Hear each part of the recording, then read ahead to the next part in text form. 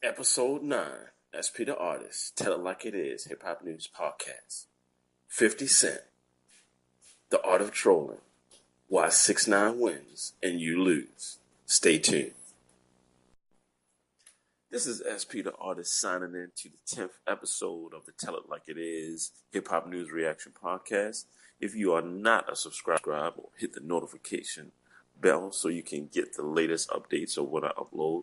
And please remember to like my videos, comment, and also share. And don't forget to follow me on my Anchor podcast. It is much and greatly appreciated. Anyway, let's jump right into this. This is going to be real short and sweet, but I wanted to shed light on this. We have to give props to 50 Cent, man.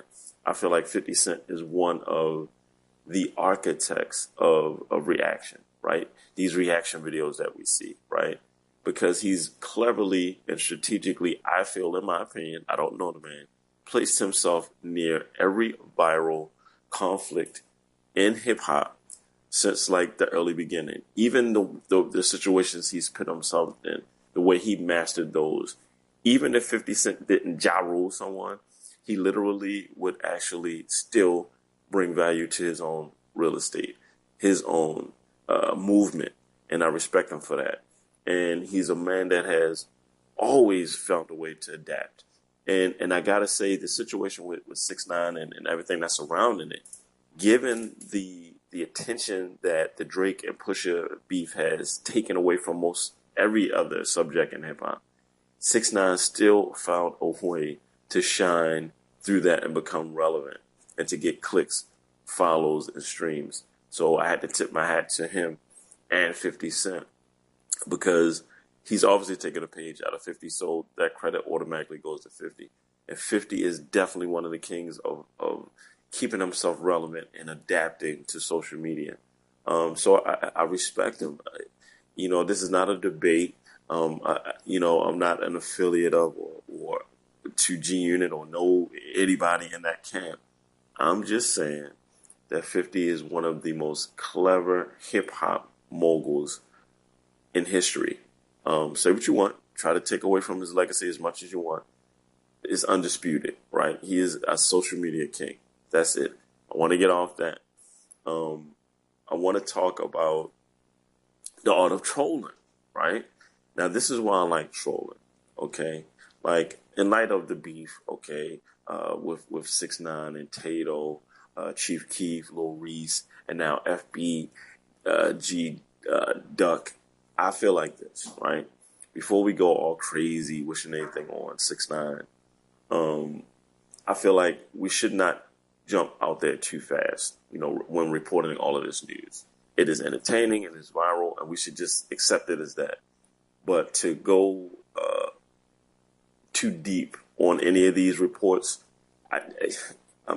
okay, let's look at it like this. 6ix9ine and Casanova, they squashed their beef. 6ix9ine and Trippie, they squashed their beef. Will 6ix9ine squash his beef with these Chicago legends and up and coming high artists? I don't know. But if we're looking at it, I believe that it could go there. Because in my opinion, all parties involved really wouldn't want the worst outcomes, right?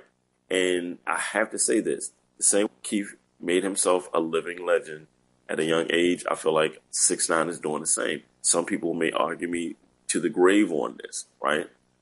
There's a lot of 6ix9ine haters out there, but it's just a fact, right? And like I said, I got to give credit where credit is due, right? And anyway, I would rather these brothers troll than it lead to some negative outcome, right?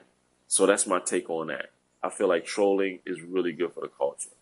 Not only is it entertaining, but it just keeps us it allows us to not take ourselves too seriously. And we need to. After the situations with like Big L, Big and Pac and things of that nature, we do not need to advocate anything that's serious. Now, if that energy happens to these young men, that's unfortunate, but I'm not going to lend any energy to that. So I like the trolling. I love the trolling. It allows us to not take gossip seriously. And like I said, we shouldn't take ourselves seriously. So that's it, all I want to say on trolling. holding ourselves accountable, right? I want to talk about that. And I want to mention Canada in this. And the reason why I'm going to use Canada as an example is because they listen to the same music we listen to. They play the same violent video games we do, watch the same violent movies.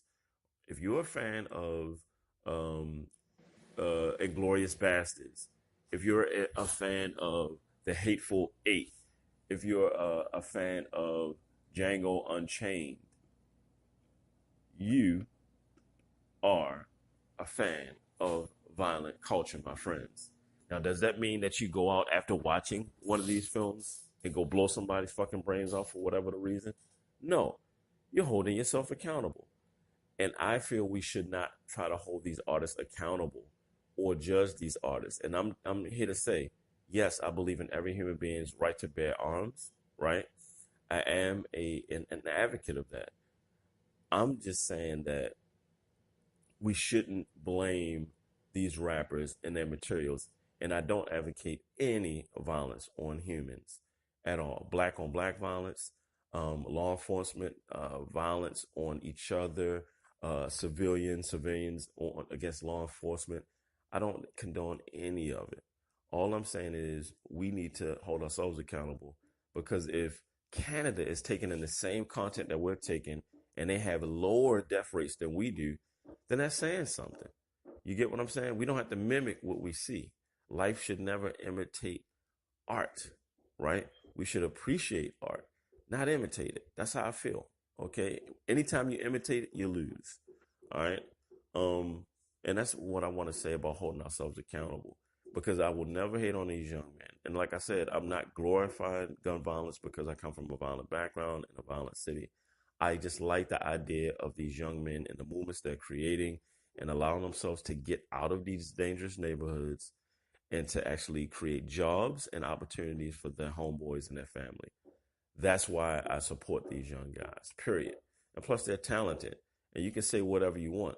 Look at Dr. Dre and Ice Cube. They came from NWA, right? Young men who were accused of perpetuating violence in the streets. And now look at them, industry legends and giants. So you can't count these young guys out because they're representing what they know and what they come from. And the fact that they believe in themselves enough to get themselves out of a fucked up situation, my hats are off to them. And I want them to stay alive in it. So we need to hold ourselves accountable. Stop judging these people. And if we want to show and set better examples, let's just do that. But preaching at them and criticizing these young guys is not going to help anything. And we all loved hip hop artists from one time or another that represented something that may have been violent or unfortunately misogynistic. And I'm certainly not an advocate of misogyny. Women are queens and should be respected. Anyway, getting off of that, I want to talk about why 6ix9ine wins and the industry and everything else lose that's moving against him. Okay? The reason why 6ix9ine wins, if you keep him off the double XL cover when he actually should definitely be there, right? This is not even something that should be up for debate, right?